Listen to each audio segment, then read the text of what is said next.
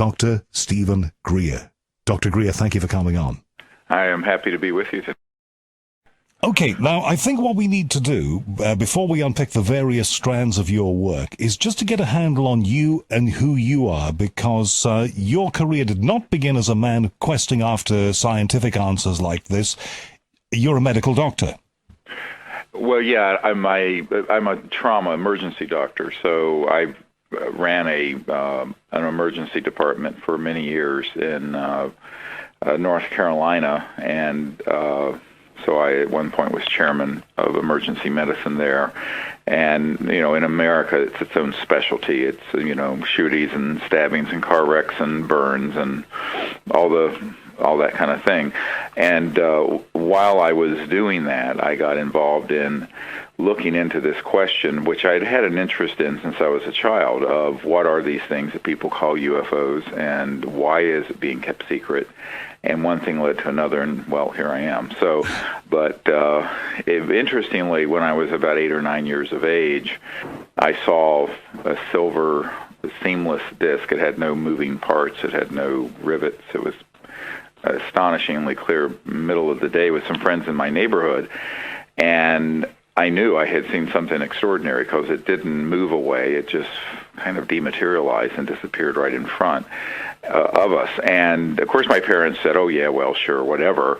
But at the time, my uncle was working on the lunar module, which I don't know, for those who are too young to know what that is, the funny-looking machine that we built that put the first man on the moon. Yeah, made of what you call aluminum foil, what we call aluminium foil. Yeah, so it's a very fragile thing. My uncle worked on that as a senior aerospace engineer at Grumman, which is now Northrop Grumman, the second biggest aerospace company in the world, out next to Lockheed Martin.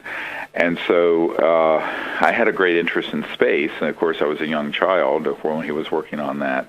But nevertheless, I knew I had seen something space-related and something that was really extraordinary, and it ignited a lifelong interest in these matters. And as I began to look into it further, I began to realize not only were these objects real, but the secrecy was based on something that no one had figured out. And well, you had a special connection, obviously, through your uncle. Did you tell him what you'd seen, and if you did, what did he make of it? Oh, yes, I told him, and in fact, to the day he passed away, which was 2 weeks after Neil Armstrong did in 2012, he was very supportive of the work I'm doing. Right, so he allowed for the prospect and the possibility that indeed we may not be alone, even though he was working on our exploratory effort down here. Well, he knew we weren't alone, and he knew that it was. I mean, he was a very smart man.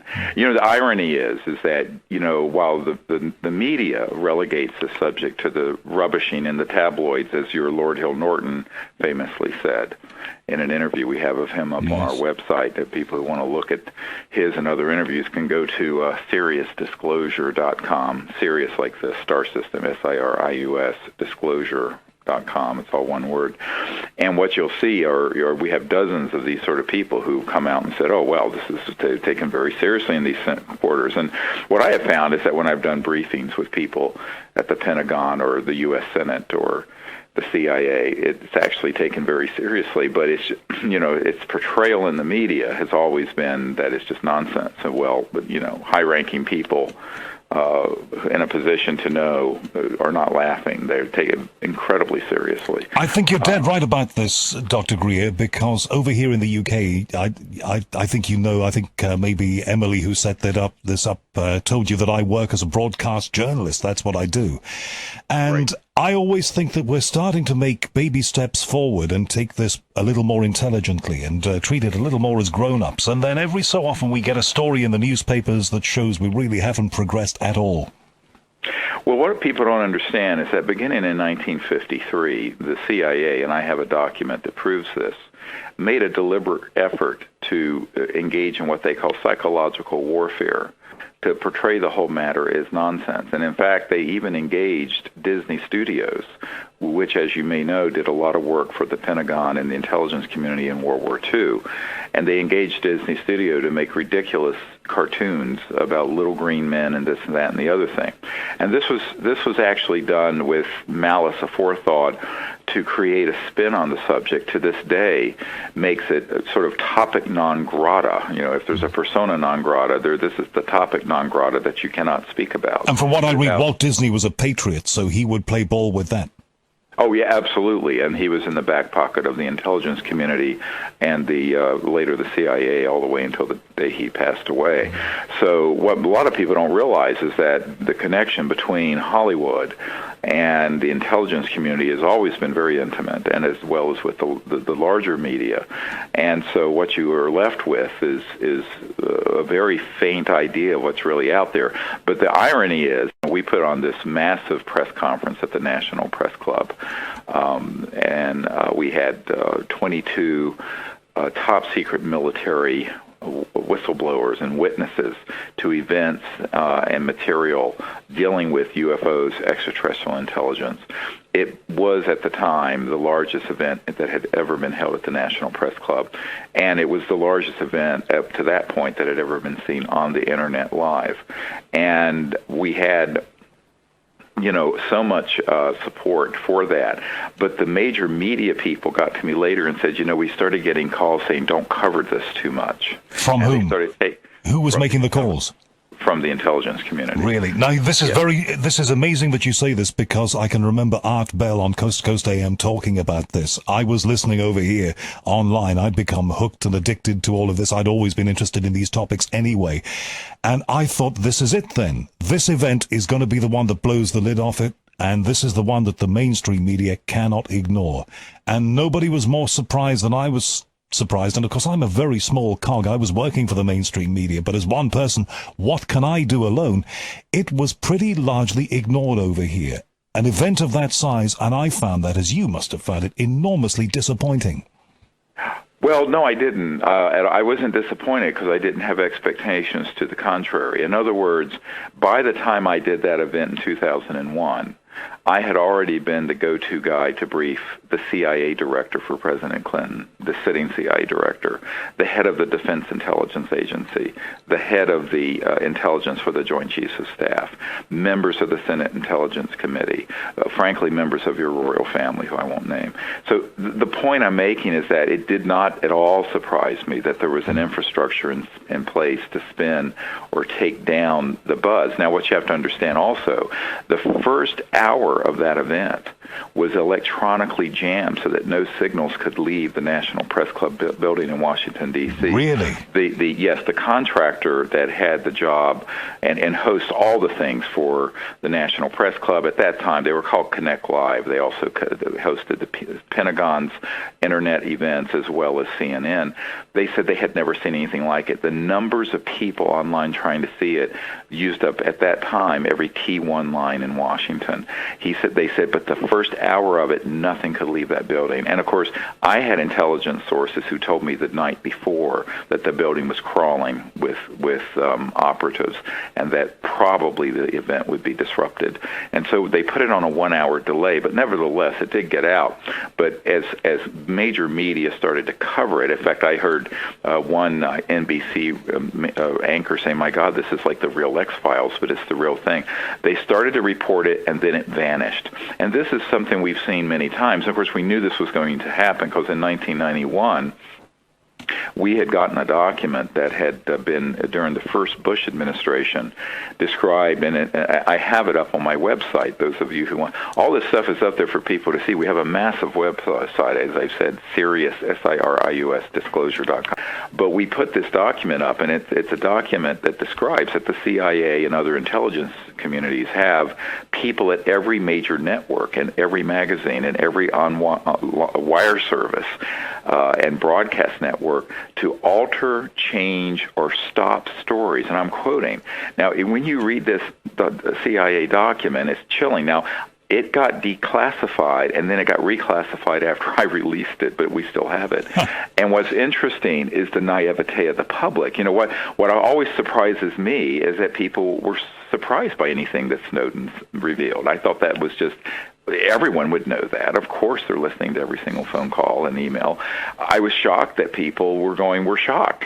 And I'm going, really? But what's interesting, people have to feign shock in Washington, so the president has to act surprised when, for goodness sakes, it's been very many years since there was any privacy. The head of Lockheed Skunk Works said before he died, Ben Rich, he said, quote, "There are no private conversations anywhere on Earth."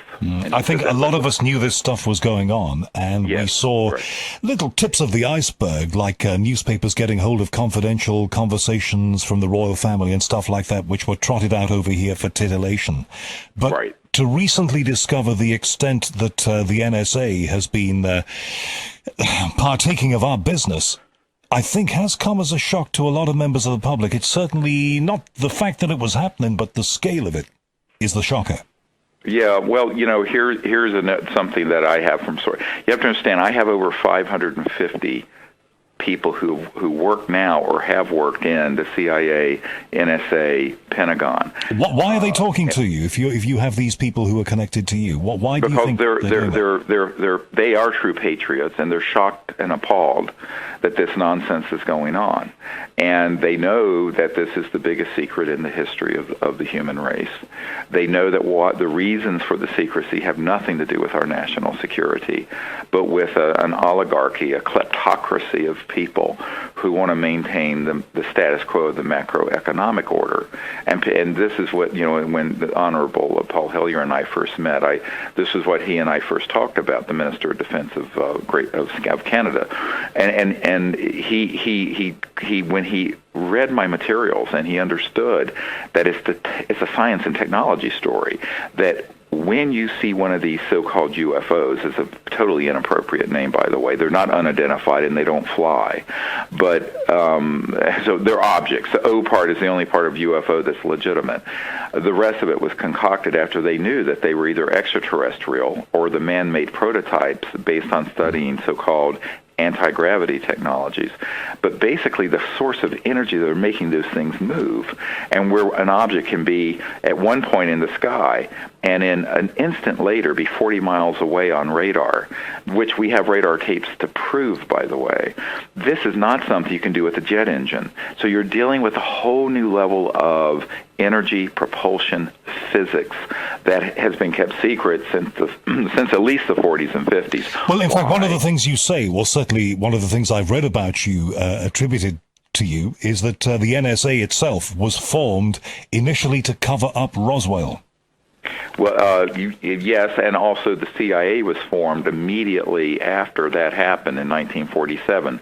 If you look to the date of the formation of the CIA and the Air Force forming separately from the Army Air Force, which is what it was in World War II, it was that singular event. When they realized that they had materiel that would advance what they already knew was going on in high physics. Now remember, a lot of people think that these things that are man-made that look like UFOs that Lockheed has and my uncle's old company has, Northrop Grumman, and they do have them, by the way. They're very classified aircraft. They're not acknowledged. In fact, they come into the category of an unacknowledged special access project, or USAP, which is what we go into in my film. And what these USAPs are, these unacknowledged projects are, is that they do not get acknowledged to anyone who is not in them. So it doesn't matter if you're a member of the Senate Intelligence Committee, they will not tell you about it. So this is what they call need to know. Yes, but it also doesn't matter if you're the President of the United States. Really? Now, I'm sorry for interrupting, I do apologize, but I just want to just bring in one important point, and it winds us back just a few minutes, and I should have interrupted you before about this, but... No, please, go ahead. When you said that you are invited by very, very important people to brief them, and some of whom you cannot even go close to naming, why do they, if there is this enormous cover-up going on, and it is sensed at every level that there might be, I don't understand the mechanics of how these people call you in to brief them. Why do they want you to brief them? Well, it's, for example, let's go back historically, back in the 90s, when everyone remembers that we had a guy named President Clinton, who was our president for 8 years. His CIA director, when he first became CIA director, was asked by the president to look into this, into UFOs. And we have this acknowledged not only from Webster Hubbell, who was third in command at Justice, but his own admission. So the CIA director asked, and of course this is a new guy. They come and go every 2 years, 4 years, whatever. And he knew the subject was real because he had had a sighting with his wife in New Hampshire in the 60s. So Admiral Woolsey, Mr. Woolsey asked someone who had been following me around to my lectures and had seen the kinds of evidence I had collected to come up to Washington under cover of a dinner party, sort of a salon. So, we have these salons, they call them, or salon, where you go and, so there were 6 people there. It was me and my wife and the CIA director and his wife, who luckily was the chief operating officer of the National Academy of Sciences, and our host and hostess. And the host was a man who was very good friends with the CIA director. And so he brokered this meeting, as it were. So we go up there, and I thought it would be a very brief meeting because, a cabinet-level person in the United States, certainly the CIA director, usually you have, a 15, 20-minute meeting. This went on for almost 3 hours, during which I had the very unfortunate thing to learn that, in fact, the president and the CIA director were being denied access to these projects, that people, frankly, in my own family and other people that I had gotten to know intimately were working on. I said, well, how can this be? This is through the looking glass. This is nuts. But that was before I learned, and then later I had a man who helped me through this system to learn what an unacknowledged special access project is, how real secrecy operates. And by real secrecy, I'm not even talking about the NSA programs that Snowden talked about. That doesn't even begin to reach the level of secrecy we're talking about here. So that's when I learned that this whole universe of unacknowledged special access projects that had grown up in the 50s, that Eisenhower warned us about when he said, beware, the military-industrial complex existed. So I started digging and digging and digging. And so here I'm working full-time as a medical doctor and raising 4 young daughters. But I'm doing this as well I can with very limited resources. Now, very early on, there was the scion of the Rockefeller family, Lawrence Rockefeller, took a great interest in what we were doing and had me out to his ranch in the Tetons. It's the same place where the Clintons would go to vacation in the early years of the presidency for Bill Clinton. And he was the friendly guy in that clan. Now, David Rockefeller, his brother, was horrified that Lawrence was supportive of what I was recommending, which was the termination of the secrecy, bringing out these sciences and technology, and getting our planet off of oil, gas, and coal, which is what would happen as soon as it was acknowledged that these things are real. Well, gee, how many vested interests does that challenge? Yeah, well, it's about $600 trillion in fossil fuel reserves, coal and gas, and infrastructure and utilities and internal combustion engines and jet engines and rockets. All of it is rubbish, by the way, and all of it's been rubbish since the 50s.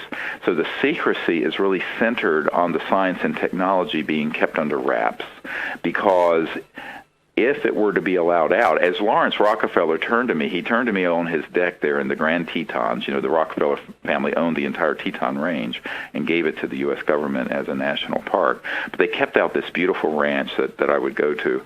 And Lawrence turned to me one night out under the stars, and he looked at me. He says, no aspect of life on Earth will be unaffected. So vast and profound are the implications of this disclosure. I said, yes, Lawrence, that's why it's been kept so secret. It hasn't been kept secret and ridiculed because it's trivial. It's because it's so profound. And he says, oh, yes, of course. But, of course, many people, and by the way, there's historical documents. Recently, the Associated Press sued the Clinton Library and got documents proving that these meetings took place. But at that time, it wasn't called Disclosure Project, which has now become quite well known. It was called Project Starlight, was a code name.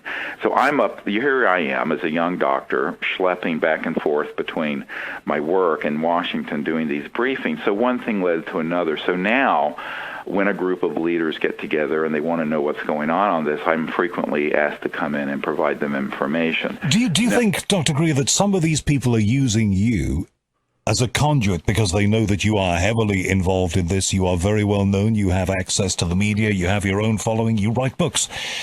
You're essentially doing their dirty work by revealing these things. You're doing what they can't do. Oh, yes, and I don't know if I've ever said this publicly. Well, I have said this publicly, but nobody is caught on the nuance of what I'm about to tell you, which is really kind of shocking. But back in the early 90s, a man who's with a PhD scientist with the science directorate of the CIA sent a man down who he works with very closely, who's in this committee. It's been called Majestic or Magi or Magic. It has a new name now that I'm not going to discuss, down to my home. And basically said, we want to meet with you. And I said, about what? Because I was doing this just as a kind of, not a hobby, but, and he says, we desperately need, this has to come out. We're running out of time as a planet, and everybody knows it. I said, well, why don't you do it then? He says, because they'll kill us. But you're just a doctor. Nobody cares. You're not important. And couldn't you reverse that argument, though? Because they're quite important people. They would be noticed if they were killed. Maybe you wouldn't be, because a lot of people do disappear. People do disappear. Now, at the same time, someone else from the intelligence community said that if you do this, you have to become well-known, so you need to get on Larry King Live, and you need to do all this, which I did. But the truth of the matter is, he turned to me, and I was, of course, flabbergasted. I'm going, well, this is the most upside-down, absurd thing I've ever heard. He says, you don't understand. We can't do it, because if we defect from inside, the rules of an unacknowledged project is that you kill anyone who breaks silence. But if you do it and start gathering the things that you can and bring it out there, that can create enough public education so the public becomes aware. So they're using you to gather a critical mass. Oh, yeah. And so here's even more hilarious story, is that after I briefed the CIA director, one of Clinton's good friends who was sort of a fundraiser for the Democratic Party in America, came to our home, and he was sitting around our table, and we were having dinner, and this guy's sort of an overweight, funny, jolly, kind of jokester kind of character. His brother frequently would sleep over at the White House with the Clintons, and he looked at me and he says, well, the president is very supportive of what you're recommending, which is to end the secrecy on this, but everyone around him is convinced if the president does this, he'll end up like Jack Kennedy. And so I start laughing. And, of course, my children are very young. And he stops me. He says, Dr. Greer, I'm not joking. I said, oh, come on. I said, well, don't talk about this like that in front of my children, or you'll scare them. Let's talk about this in the library in my house later. So we go to the library of my home, and he says, they really are concerned for the safety of the president if he pushes on this. I said, are you kidding me? And he says, no, I'm not kidding you. I said, well, what do you want me to do? He said, well, we think you can do it. And I said, well, what you're saying is that I'm expendable. It doesn't matter if something happens to me. He says, that's right, you're expendable. You're really not important. So people, contrary to... How did to hear that about yourself, how did that feel? I would be a little scared. Well, no, I accepted at that point that I was the throwaway person, that my reputation, my career, my life, it doesn't matter in the scheme of things. So you have to have, on the one hand, you have to have a strong enough personality, which anyone who's gone up against me will tell you that I will absolutely take you down. I don't care if you're a general. But on the other hand, you have to have enough true inner spirituality and humility to say, well, in the scheme of things, they're right. I really am not that important. And it's the information, it's the knowledge, it's the direction and the arc of our society that is important. Because right now we're headed to hell in a handbasket over a cliff. But, this information, the fact, A, that we're not alone in the universe, and B, that there are sciences and technologies that in one fell swoop could give us a completely new and sustainable civilization, this is non-trivial. This is of critical importance. And so you then begin to realize, however, and this was the hard lesson I learned back, a couple of decades ago, is that the people who have all this power and money, they don't want to rock the boat.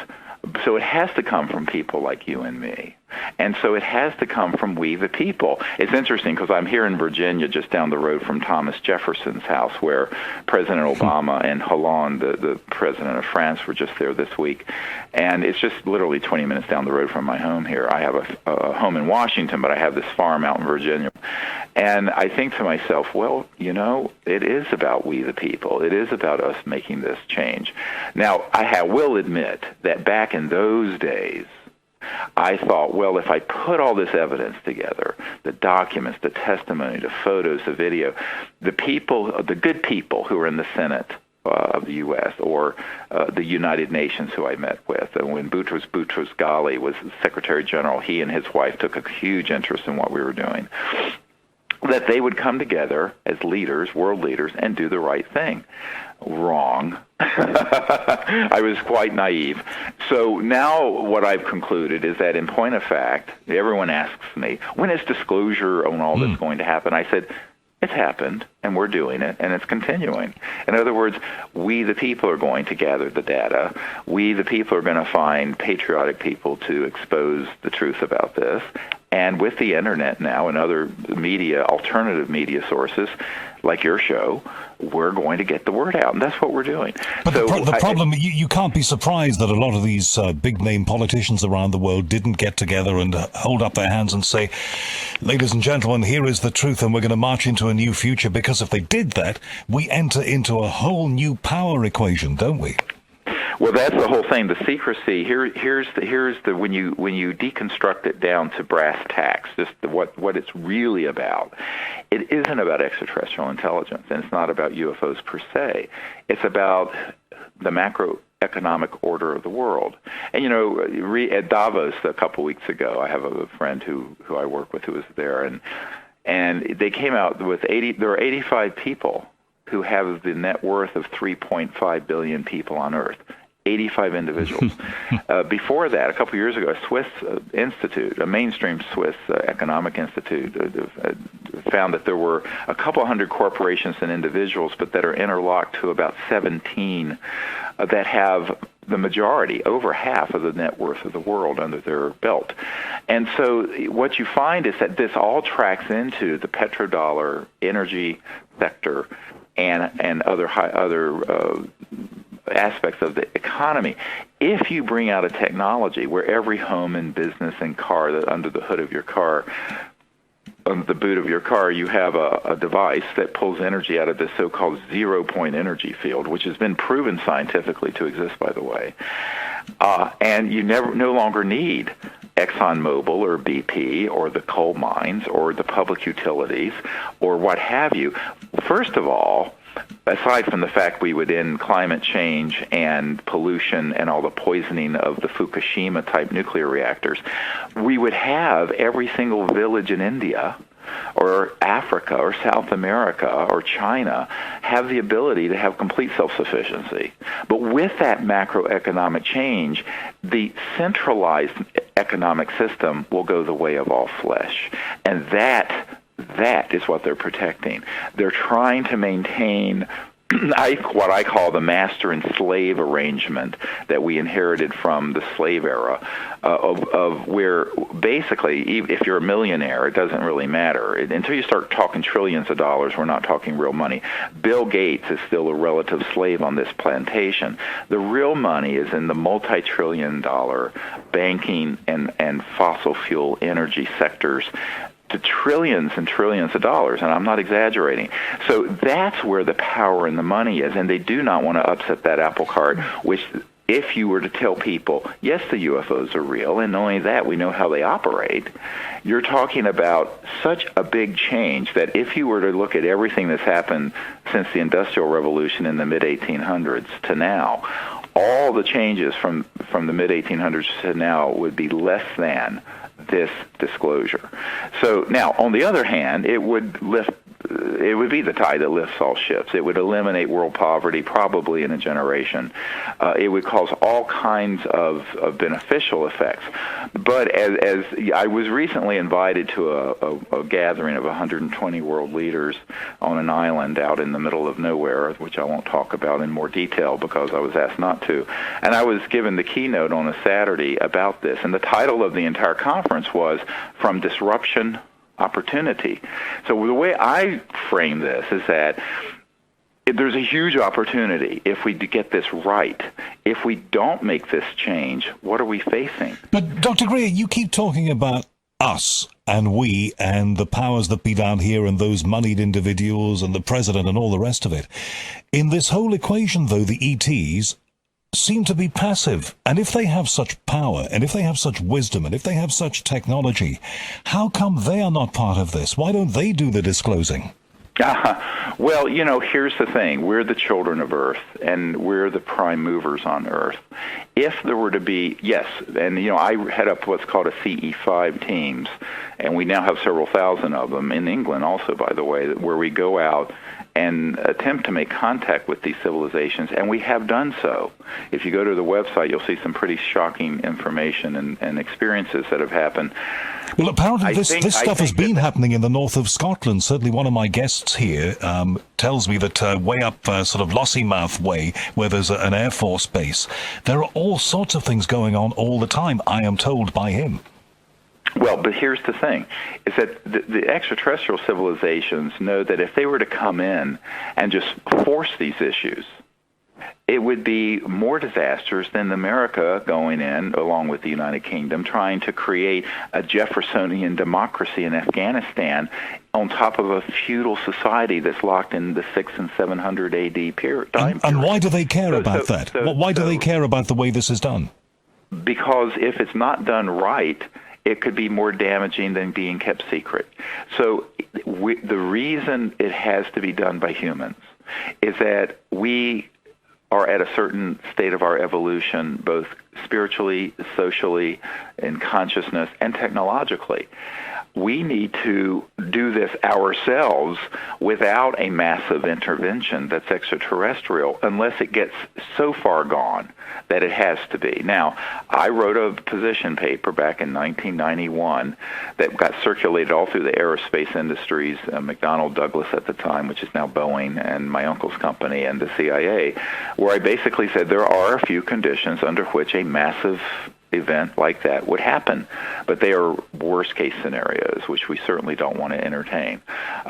Massive geophysical collapse, a massive thermonuclear exchange, such as mutual assured destruction, where you have thousands of nuclear weapons flying and destroying all life on Earth, and things that are really, truly apocalyptic. But at the moment, we're making a great job of screwing this planet. Look at Fukushima. I don't believe we've been told the whole truth at all about that. Look at the state of climatic change.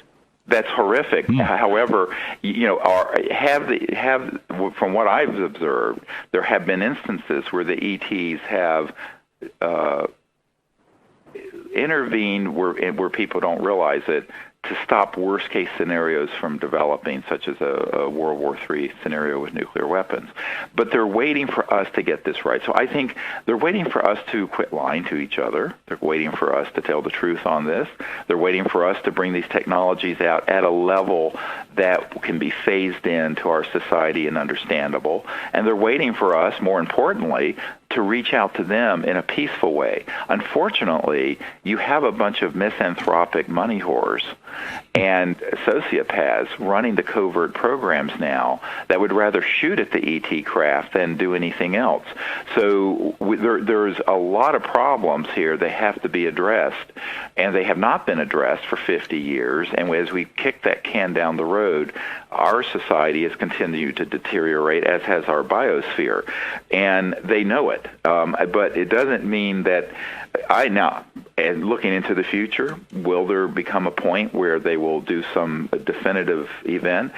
Perhaps, but remember, we had events where there was a UFO over Montreal for 45 minutes seen by thousands of people in the early 90s. We've had events where these objects have landed and left physical evidence and been seen by thousands of people in Belgium. There have been many events. Now, the fact that our power structure, including the corrupt media, have covered these things up or trivialized it or lied about it, that, I believe, is sort of a Rorschach test by these intelligences that are from other star systems to see how ready we really are.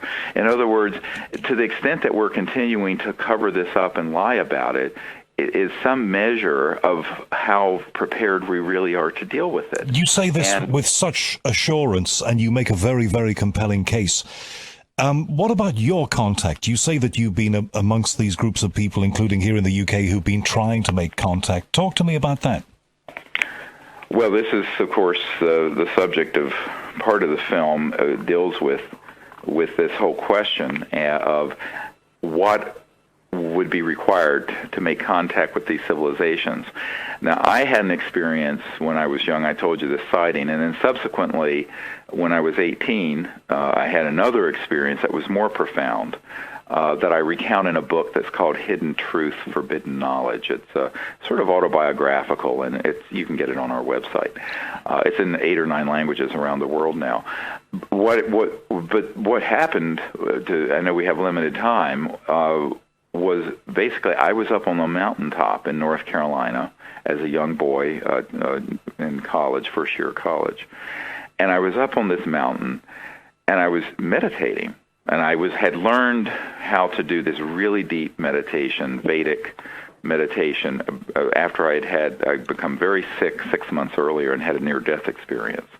And during that near-death experience, because I was raised as atheist, and my family were atheist, agnostic, they didn't believe in anything, that you couldn't put into a test tube. And basically my experience was that of the personal experience of the mind as a universal field of universal consciousness, very mystical, some would say, but very tangible. So I learned meditation so I could experience that more deeply while still being healthy and alive. Well, according to some biographical material about you, it says you found the Rosetta Stone of ET contact, the power of the unbounded mind that we all have. That is exactly what happened. So once what I was about to tell you is that I was doing this meditation, and just before the meditation, I saw the same ship that I'd seen when I was 8 or 9 years old. A beautiful silver disc. It was right before sunset.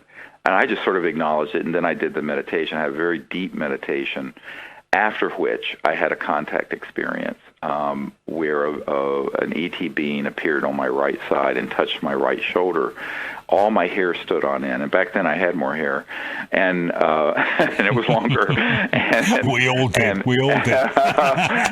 and I basically sort of moved into another dimension, for lack of a better word, with this being on a craft, where we then went into this deep meditative state and kind of co-created the protocols that I've now been teaching for about 20 years that involve the ability to remote view space and these civilizations by first going into this field of consciousness that, as Erwin Schrödinger, the father of quantum mechanics, called mind, that there's the total number of minds in the universe is a singularity. It's moving into the experience of that singularity, the oneness of that state of consciousness. And it's quite beautiful, but it's also very practical, because what happens when you enter into that state is that you're then able to actually awaken to another point in space or another point in time. Now, of course, the pop culture called this remote viewing, and the CIA has had projects dealing with this. But what I've done is turn this into a diplomatic protocol where we utilize that ability to make contact for peaceful purposes with these civilizations, and then after we see where they are, we turn it around and vector them or guide them into where we're located, whether it's in the mountains of Colorado or in Joshua Tree National Park or in near Stonehenge in the UK, where we were last year. So literally you're using this technique, and you're almost like taking a calling card, a cosmic calling card to them, saying, hello, here we are, come and visit us. Yeah, and they do. And we had, the photographs and videos and the experiences our teams have had are amazing. But the reason it works, and this is the punchline of this, and this is one of the comical things that happened when I was meeting with the CIA director and his wife. She was a scientist, and she asked the question, well, how are these civilizations communicating across the vastness of interstellar space? Because, your cell phone is traveling at the speed of light. The signals are radio waves at 186,000 miles per second. Well, even to get to Mars when it's far away from us takes an hour at the speed of light. It's too slow.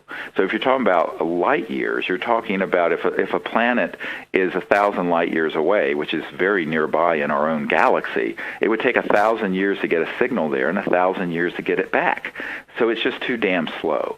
So the speed of light is too slow. You have to begin to study what I call transdimensional physics. And does this mean we need to stop pointing telescopes out towards the stars because what's out there, them out there, they're not there. They're way beyond that. Well, that's the thing. If they arrived here from another star system a priori and by definition, they have mastered transdimensional physics, meaning they are moving out of 3D into other dimensions to get from point A to B. They're not making a straight line. They're going from point A to B by going through infraspace, if you want to call it that, or transdimensional space. It gets quite obtuse to some people and abstract. But the point I'm making is there is a physics that we know and understand quite well. But ultimately, the ultimate field of transdimensional communication is consciousness and thought interfacing with a device. And so the experience I had when I was quite young was that these civilizations think to an instrument and it does something. Now, we would call that magical, but if you took a cell phone or an iPhone to Thomas Jefferson 200 years ago here at Monticello, he would think that was magical and from a completely fantastical. So the point I'm making to people is that we're dealing with civilizations that can interface with what I call coherent thought, just like a laser light is coherent light where you sync up all the green wavelengths of light. You're dealing with thought emanating from a deeper level of consciousness that's coherent in a group, and that will then interface with their electronic systems, but they're not electronic systems like being made in Silicon Valley. They're very advanced. And if they are so staggeringly advanced and so amazing as they certainly sound, and they can communicate one with another, why are we so backward? Because we've chosen to be backward. It isn't that we don't have the hardware and the software in our consciousness and our minds to do this. It's we've limited ourselves by our own belief systems. And I think this is part of how we need to awaken as a civilization. Part of this is a technological story. A deeper part of it is a very human and spiritual story of why have we kept ourselves running around like troglodytes, pretending like we live in a world of scarcity, when in reality, as Tesla said, the universe is made of infinite energy. So, and abundance. And I think that part of this is our desperate need to have a different framework and paradigm of how we view ourselves. Not only do we have to go beyond viewing ourselves as one race or tribe or religion as humans, we have to go even beyond humanity to realize, what does it mean to be sentient? What does it mean to be conscious? What does it mean to be awake and intelligent in this universe today? And when we begin to ask and answer those questions, we're going to find that our future is more different from our past than today is from cavemen. But the only problem there is, and it depresses the hell out of me, and maybe you feel this way too, I'd be keen to know, is if you look at the equation, the number of people who get off on reality TV shows and, Dancing with the Stars and all that, versus the number of people who want to explore their sentient capabilities, it's no contest, is it? Which side wins out? Yeah, well, we live in a period of deliberate, what we call it bread and circus, basically, the shock and awe and drivel of our current culture. But that doesn't mean that that's where everyone really is. In other words, there's about 25% of the population now that are deeply interested in these things. But if you look at, the work of Rupert Sheldrake, who's one of your colleagues there, I think he's at Oxford, and he and I have, been at conferences together where he talks about morphogenic fields, where once a certain number of people begin to understand and know something, it creates a quantum change in everyone understanding it, even though they're not connected personally. And that is utterly. I've always believed that when a concept appears, and when somebody appears to espouse something, suddenly you find other people are doing the same thing. It's as if you have the idea somehow, and I've seen this in my own life. You have an idea, and suddenly you look around and you find other people are having the same idea. How did that happen? The reason for it is that mind and consciousness is non-local. It's actually omnipresent. And this has been proven in physics.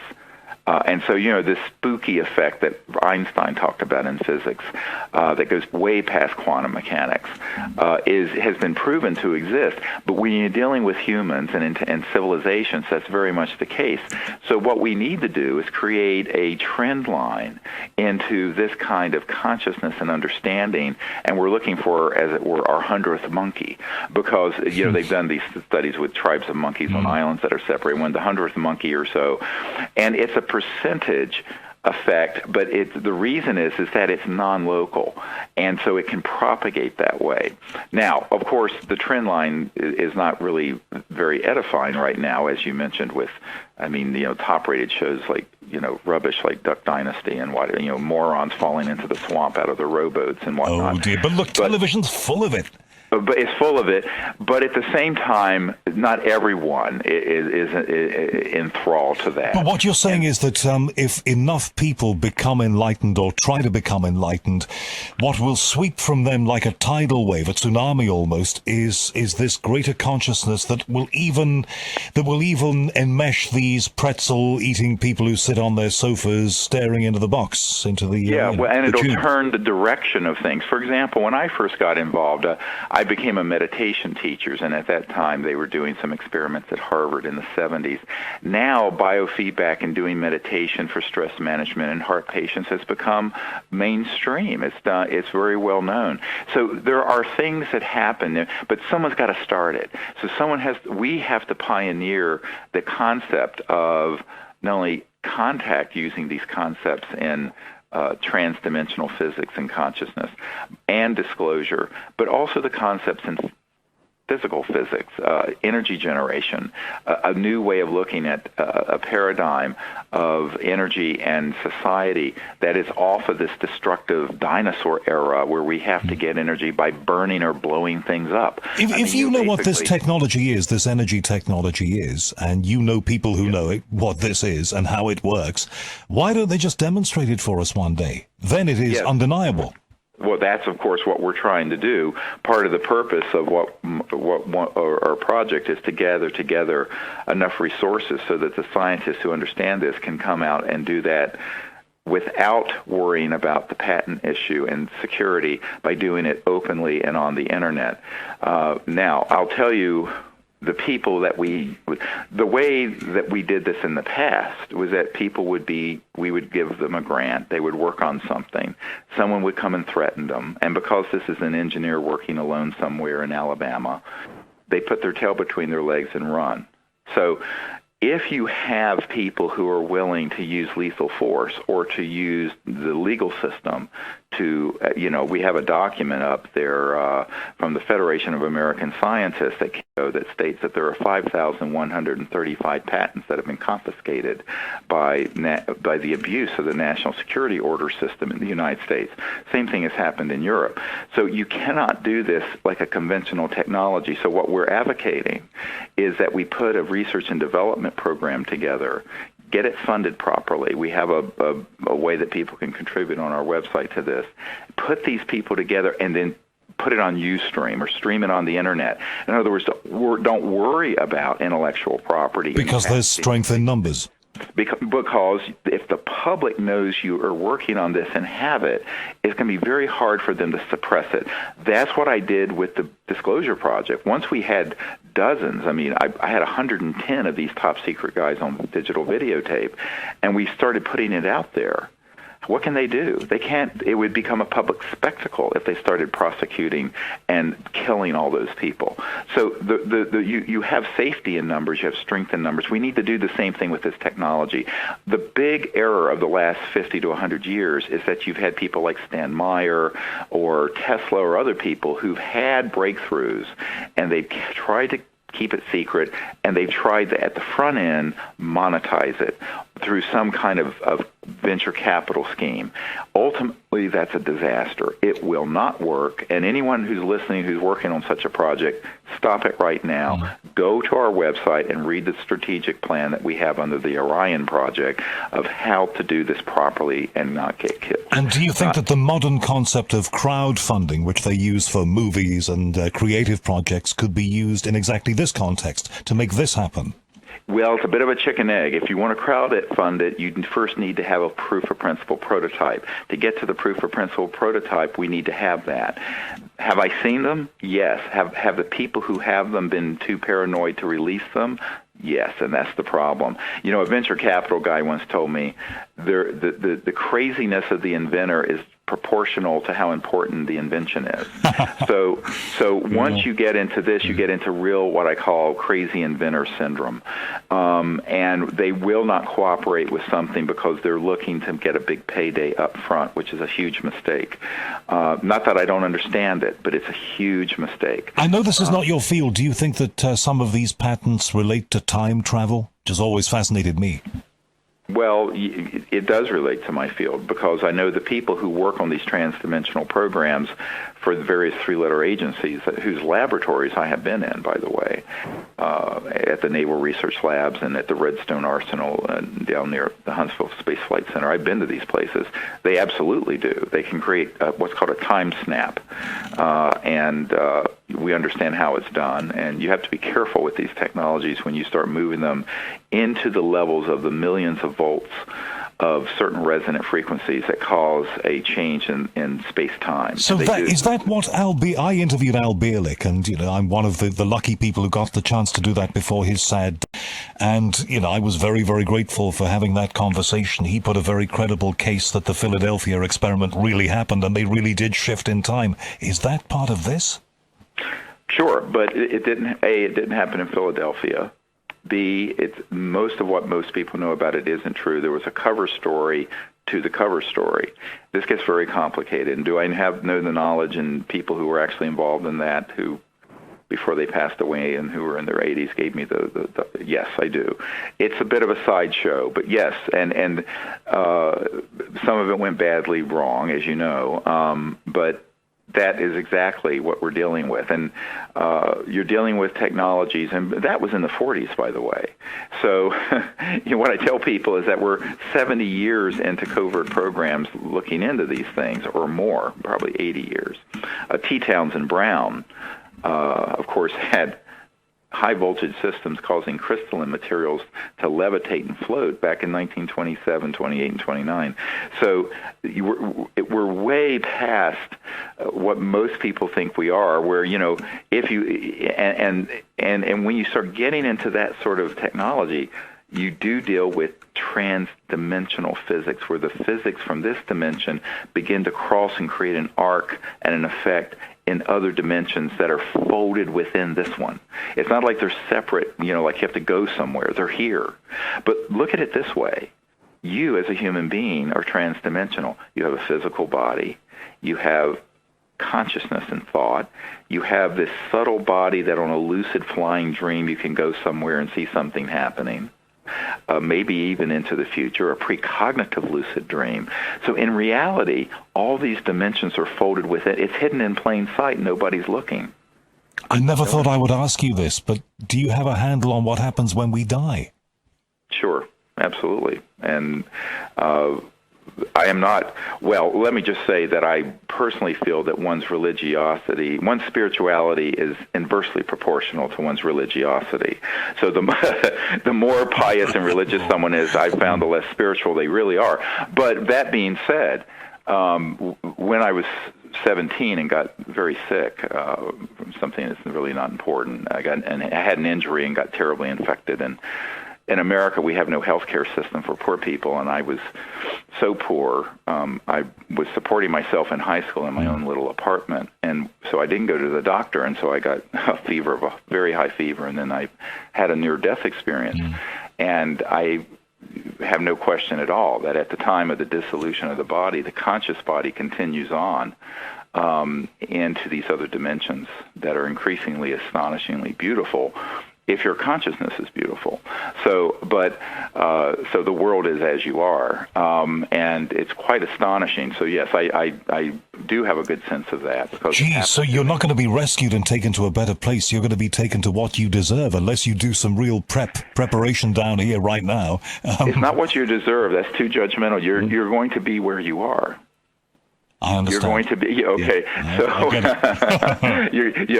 So where are you? Which is, of course, one of the whole problems with people who commit suicide. They're in a very bad place when they pass out of this dimension into the other. Geez, so you're going to get more of the same unless you're very careful. Ultimately, and that's why that's a non-solution to any what problem you're having on this planet. But that experience was something that. Obviously, I came back, but the experience of it was so beautiful, and the experience of what the conscious mind is and what we are was so amazing. But it was without all the trappings of the overlay of a sort of a religious belief system, because I was frankly raised an atheist and agnostic. My parents didn't believe in any of that. And yet, what I've come to realize is that there are these so-called other dimensions and worlds of light, and even into what some people have termed the celestial, that are very real. Now, what's interesting is that these interstellar civilizations understand this very well, because if you begin to get into the technologies that cross into other dimensions, you begin to bump into things like the mystics used to call the astral universe, because really what you're doing when you go from one star system to another, you're skirting between along the underbelly of the 3D cosmos, crossing through these other dimensions that are increasingly, shall we say, pure consciousness and thought. And that's what's amazing about the contact experiences our teams have had. A lot of people say, oh, God, they sound so abstract. I said, no, they're more real than sitting in the living room with someone, but it's very strange. But you would expect it to be very strange if you're dealing with an interstellar technology. Well, you talked at the head of this conversation about the role of Hollywood down the years, and, we started off by talking about cartoons and Walt Disney. It sounds to me like Contact, a movie that I love with Jodie Foster, was not too far short of the mark. Yes, and of course the ending of that would have never been made if Carl Sagan had been alive, I'm told. But and of course I had dinner not long ago with Steven Spielberg's son, Max Spielberg, and that he did a movie. You have to be of a certain age to know it, called Close Encounters of the Third Kind. I remember it well. And that was actually a docudrama. And in it, of course, there is a protagonist that has this connection that's in thought and consciousness, somewhat telepathic, with the E.T.'s, a Richard Dreyfuss character in that film. But it was actually based on actual cases that Spielberg studied, and he was given access to some files at Wright-Patterson Air Force Base where the Roswell materials went. And I know people who worked on the film, and I also know that when it was shown at the White House with Ronald Reagan stood up at the end of it, and he says, there are only a couple people in this room who know how true to life this film really is.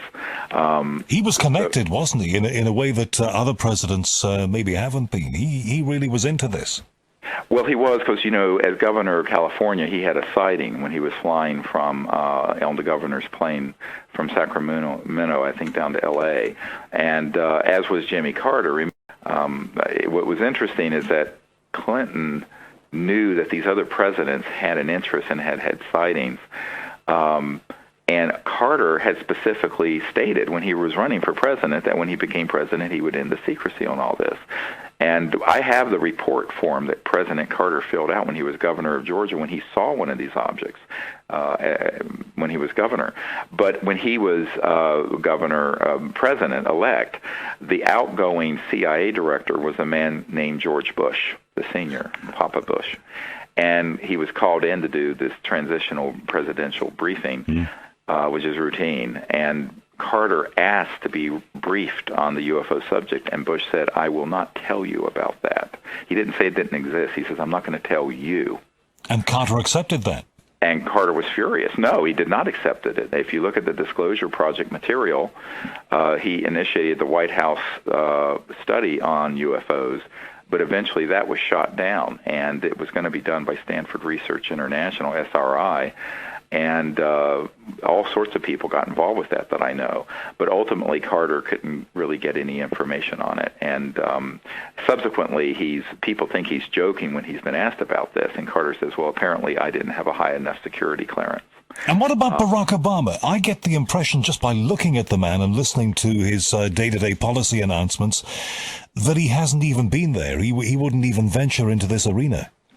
No, I mean, well, speaking honestly, there's a man who works closely with him named John Podesta. John Podesta was the chief of staff for Clinton. Podesta set up the Obama administration when Obama first took office. I was asked to put together a briefing, and which was given to Mr. Podesta for the president.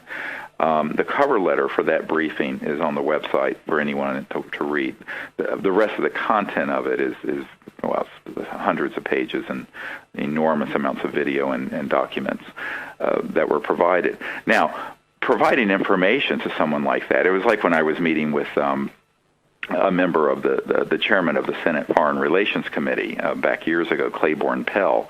And Senator Pell and I were talking. I said, you've been denied. He says, I've asked about this issue many times, but I never get any answers. I said, no, they're not going to tell you anything, even though you've been on the Senate Intelligence Committee and you're chairman of the Foreign Relations Committee. I looked at him, and we're out on it's interesting, we were right next to the Skywalker, George Lucas's ranch out in California, and I'm looking at Claiborne Pell, and I said, Senator, you have been deprived of dealing with the ultimate foreign relations issue. And I point to the stars above our head. It was at a dinner party. And the senator looks at me and says, well, Dr. Greer, I'm afraid you may be right. I said, well, I am. And he had a very keen interest in all of this, but he had never been told anything. And this is the real tragedy of the modern era, is that, as Eisenhower warned us, the military-industrial financial complex took this stuff over. It has never been under proper oversight by people like Senator Pell, who would have been wonderful ambassadors from our civilization to these others. I worked for years with Ambassador Jim George of Canada, who was a wonderful, enlightened man, very good friends with the Dalai Lama. And he and I spent hours and hours and hours together and out under the stars. And I said, we need to have people like you doing this on behalf of the governments of the people of the world. He said, yes, but we're never going to know anything. I said, well, then let's do it ourselves. So that's why we're doing it now with our little ad hoc sort of citizens diplomatic effort making contact. But in reality, it is a tragedy when you think of the people that I personally have met with who would have been wonderful ambassadors and emissaries from humanity to these other civilizations, and instead they know nothing. They're not told anything. There's a criminal enterprise, to be honest with you, in the United States, United Kingdom, and other major countries, keeping this secret, who all they want to do is shoot at these ET craft and try to down them to create a war scenario. All right, which is the point that we started at, which brings it rather neatly round at the end of this conversation. Do you think that if you restage that event that you held in 2001, wasn't it, 13 years ago, at the National Press Club in D.C., more people would listen? Sure. I think what the thing is that what I found is that with the internet and with the new media, well, if you're on the top-rated show on CNN, you're lucky if you have 1 million people look at it. Yeah, these days, yeah. So what I'm saying is it's a bit of a paper tiger. You have to reevaluate. So what we're doing is to be able to reach more people. Now, whether or not, quote, the mainstream media will ever allow it to be carried any further than it already is. I don't know. But what we've done in the last few months, if people go to SeriousDisclosure.com and click on evidence on the top bar, you're going to see witness testimony. You click that on, and there are something like 5 or 6 dozen top secret military's witness there that we have edited and put up for anyone in the world to see, free. There it is. So same thing with government documents, same thing with photos and videos, on and on and on and on. In this world, things have moved on. We don't need a news conference. Well, exactly. We've been there, done that, and bought the T-shirt. And here's the other problem, is that I was just on the phone yesterday with someone connected to one of the big cable network TV shows, and they said, look, we want to do something that's based on your research for a reality TV show, but we don't know if the networks will allow it. I said, well, I doubt they will. And then he went on to tell me that they were doing something on a show that it was a big cable show on PTSD, post-traumatic stress disorder, and the network killed. They were very tied in. All the networks were very tied into the Pentagon and CIA. They were going to have the people talk honestly why they had PTSD, and a lot of it was because of friendly fire when we kill each other in warfare, or when they had to do things that ended up killing innocent children and civilians, and that it caused such PTSD for these soldiers, and they would not allow that to be in the show, and they killed the show because of it. So if that gets suppressed, what you're talking about is going to be absolutely stamped on. Well, so yes, exactly. What I'm talking about is 1,000 times more of a challenge to the status quo than some poor guy who's lost 2 of his limbs, who has PTSD because he, witnessed, his buddies being killed or by friendly fire or killing a bunch of children in a village in Iraq.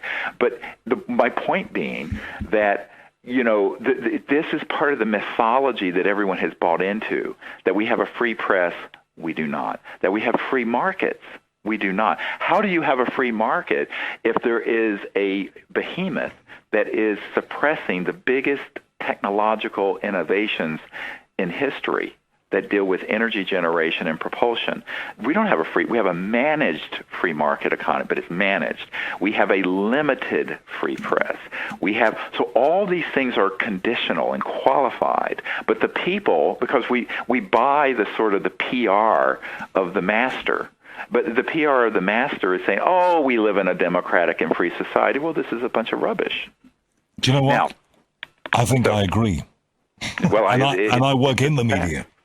Well, it's just absolutely a fact. I've seen it up close and personal, and